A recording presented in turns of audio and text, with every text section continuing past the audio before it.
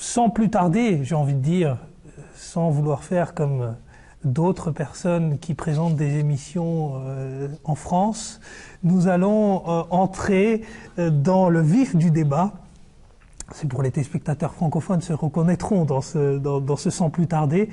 Eh bien, moi j'adresse cette première allégation à Asad Moudjib Saheb. On dit que le Messie promis et l'imam al-Mahdi est venu et souvent ce que l'on demande, et c'est vrai que c'est assez bien assis chez les musulmans, ils demandent souvent où est passé l'antéchrist, où est passée cette figure qui devait venir avant Jésus et qui devait justement qui avait été prédit par le saint prophète Mohammed sallallahu alayhi wa sallam. Est-ce que vous pouvez apporter un certain nombre d'éléments qui nous permettent de comprendre qui était ce Dajjal justement? Donc au nom d'Allah le gracieux, le miséricordieux, vous avez tout à fait raison que le saint prophète sallallahu alayhi wa sallam avait dit qu'à la fin de temps le Messie viendra, et aussi le Dajjal. Mais il faut savoir que les hadiths qui sont basés à propos de la prophétie concernant le Dajjal et le Messie sont basés sur une vision du saint prophète sallallahu alayhi wa sallam, et on retrouve dans plusieurs des hadiths que le saint prophète sallallahu alayhi wa sallam il a dit que bainama ana na'imun, c'est-à-dire que j'ai vu ça dans une vision, c'est ça que ça veut dire autrement. Et à propos des visions, il faut savoir qu'elles sont toujours métaphoriques. Et on va savoir aussi pourquoi, quand je vais éclaircir le sujet, on va savoir que pourquoi cette vision spécifique, elle était métaphorique. Si on regarde l'âne du Dajjal, parce que dans les hadiths, il est marqué que le Dajjal, il aura un âne. Si on regarde les caractéristiques de cet âne, on va comprendre que en réalité, cette prophétie, elle était métaphorique. Il est dit à propos de cet âne qu'il ne mangera pas de l'herbe, il mangera du feu. Tout d'abord. Et puis il est dit que les personnes ne vont pas voyager sur lui, mais dans le ventre de cet âne. Et avant le départ, cet âne, il va annoncer son départ, que maintenant je vais prendre mon départ. Et puis il est aussi dit à propos de cet âne qu'il aura un pied à l'est et l'autre pied à l'ouest. Puis il est aussi dit à propos de cet âne qu'il voyagera au-dessus du ciel, en dessous de la mer. Et puis il est aussi dit à propos de cet âne qu'il y aura 120 mètres plus ou moins entre ses deux oreilles. Quand on regarde toutes ces choses, et il y a encore beaucoup de choses, je peux continuer une longue liste à propos de cet âne. Mais déjà le fait, en regardant ces quelques exemples que je donnais à propos de cet âne, il devient très très clair que cet âne, en réalité, c'est les moyens de transport que nous avons aujourd'hui. Pourquoi, maintenant quelqu'un peut se poser cette question, pourquoi le saint prophète sallallahu alayhi wa sallam n'a pas décrit l'avion ou les voitures ou les sous-marins, etc. C'était lorsque le saint prophète sallallahu alayhi wa sallam était en train d'expliquer le Dajjal et l'âne, il était en train de l'expliquer aux Arabes qui étaient assis devant lui. Et les Arabes à ce moment-là, eux, ils n'avaient pas cette vision de comment ils allaient être les moyens de transport aujourd'hui. Mais aujourd'hui, lorsqu'on regarde ces choses-là, si on suit à la lettre, on peut attendre encore des siècles et des siècles, jamais cet âne il va descendre. Mais si on regarde la sagesse dans ce hadith, il devient très très clair que c'était une métaphore et le saint prophète sallallahu alayhi wa sallam, il voulait insinuer les moyens de transport. Donc si les moyens de transport citent cet âne, comme tout, les téléspectateurs vont entendre les caractéristiques de cet âne, ils vont tous savoir directement que ça parle de moyens de transport. Et puis, si cet âne, il est là, forcément, le Dajjal aussi est là.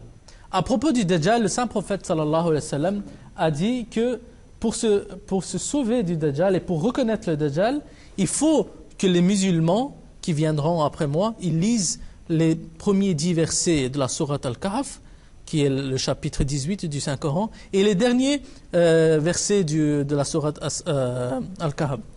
Et dans cette sourate, qu'est-ce qu'il est dit?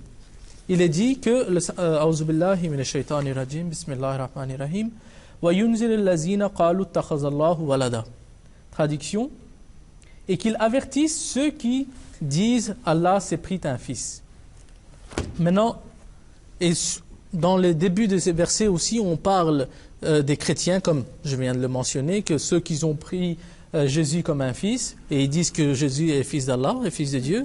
Et dans les derniers 10 versets aussi, Dieu parle des chrétiens. Alors maintenant, comment comprendre tous ces contextes et que Dajjal et puis les chrétiens? Le Messie premier, alayhi salatu wassalam, nous a dit que le Dajjal, à cette époque, en réalité, ce sont les prêtres chrétiens de cette époque, de l'Occident. Pourquoi? Parce qu'ils savent la réalité et ils ont caché les vrais enseignements de la Bible et les vrais enseignements de Jésus, prophète de Dieu. Et maintenant, ils sont en train de propager cette fausse croyance que Jésus est le Fils de Dieu. Donc, ils sont en train de commettre le Dajjal, qui est un mot arabe. Le Dajjal, ça veut dire, en réalité, Dajjal, dans le dictionnaire arabe, ça veut dire qu'il y a un groupe de personnes qui commettent beaucoup de mensonges et de tromperies.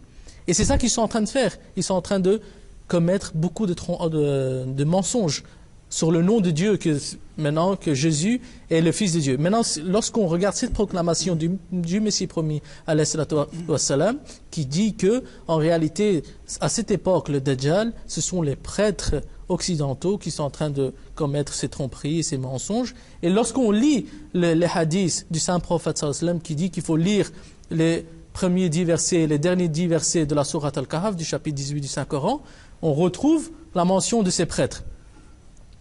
Donc ça devient très très clair. Le sujet est en train de se relier. Et puis, je voudrais rajouter encore une autre chose, que si on accepte tel quel les hadiths, que l'âne il sera vraiment un âne et Dajjal il sera une créature extraterrestre, ça va contre les enseignements du Saint-Coran. Pourquoi? Il est dit dans les hadiths que ce Dajjal-là, à qui il voudra, il donnera la vie, à qui il voudra, il enlèvera la vie. Ça va contre les enseignements du Saint-Coran, parce que dans le Saint-Coran, on voit que c'est seulement Dieu qui est Hayyun Qayyum, qui donne la vie et qui enlève la vie. Donc ça va contre les enseignements du Saint-Coran aussi. Ça ne peut pas être une personne, un Dajjal qui va venir tel quel, qui va donner la vie à qui il veut, qui va enlever la vie à qui il veut. Puis, maintenant, quelqu'un peut penser que dans les hadiths, ça parle d'une personne. Alors comment le Messie promis et la communauté musulmane Ahmadiyya, elle est en train de dire que ce sont les prêtres et c'est l'Occident aujourd'hui. Comment la communauté musulmane est en train de dire un groupe de personnes ou tout un grand groupe, et alors que dans les hadiths c'est dit à propos d'une personne. À propos de ça, une fois un compagnon du saint prophète sallallahu alayhi wa sallam, il est arrivé, il a dit au prophète de Dieu, j'ai vu dans mon rêve un très beau homme, il était bien habillé, il était très propre. Et qu'est-ce que ça voulait dire? Le saint prophète sallallahu alayhi wa sallam, il a dit qu'en réalité ton rêve voulait dire qu'un temps viendra sur les musulmans, ils vont acquérir beaucoup de biens dans le monde, ils vont acquérir beaucoup de statuts, c'est-à-dire dans un temps très proche, les musulmans de l'islam, les musulmans vont acquérir des grands statuts dans le monde. Et c'est ça, il avait dit que le fait que tu as vu une personne dans ton rêve, ça voulait signifier que tout le peuple musulman, ça voulait signifier. De la même façon que lorsque le saint prophète sallallahu alayhi wa sallam a dit Dajjal pour une personne comme nos frères musulmans le comprennent, ça voulait dire en réalité tout un groupe de personnes. Et lorsque vous allez, comme j'ai dit au début, lorsque vous allez voir les caractéristiques de l'âne et lorsque vous allez voir la proclamation du Messie premier à propos du Dajjal et que ces prêtres chrétiens, ça devient très très clair que qui est Dajjal. Maintenant, si quelqu'un, le Messie premier alayhi salam, il a dit que si quelqu'un, il attend aujourd'hui vraiment un extraterrestre qui va descendre du ciel et un âne qui va encore descendre du ciel tel quel avec des grandes oreilles, qui va manger du feu et puis qu'il aura un pied à l'est et l'autre pied à l'ouest, tel quel, ils peuvent toujours attendre, personne ne viendra du ciel comme ça. Si ils acceptent ce que moi je dis, vous allez voir qu'il y a leur cœur aussi il sera saint et ils vont accepter ce que Dieu m'a révélé. Et on en revient à ce qu'on avait dit précédemment. Souvent, les interprétations à la base sont très littéraires de la part des musulmans, et puis se rabattent sur ce que le Messie premier alayhi salam a dit, puisque aujourd'hui beaucoup de musulmans disent la même chose, mais seulement ils ne citent pas leurs sources. parce que c'est le Messie promis alayhi salam qui est venu et qui a éclairci ces questions-là. Et c'était aussi, au passage, hein, juste pour information, c'était aussi sa fonction, c'est-à-dire de faire de rationaliser, alors d'être infantilise un petit peu le débat. Exactement. Et puis encore aujourd'hui, si on regarde, lorsqu'on s'adresse parfois à des musulmans, des Maghreb, surtout au Maghreb, je parle pour le monde francophone, hein, surtout au Maghreb, on voit qu'il y a une forme de... on considère l'islam comme un dessin animé, mais vraiment, hein, parce qu'on a l'impression on entend encore parler des histoires des mille et une nuits. Des histoires de mille et une nuits, exactement. On croit en n'importe quoi. Exactement. Et ce que le Messie promis fait, c'est un travail considérable dans l'islam que seul lui pouvait faire.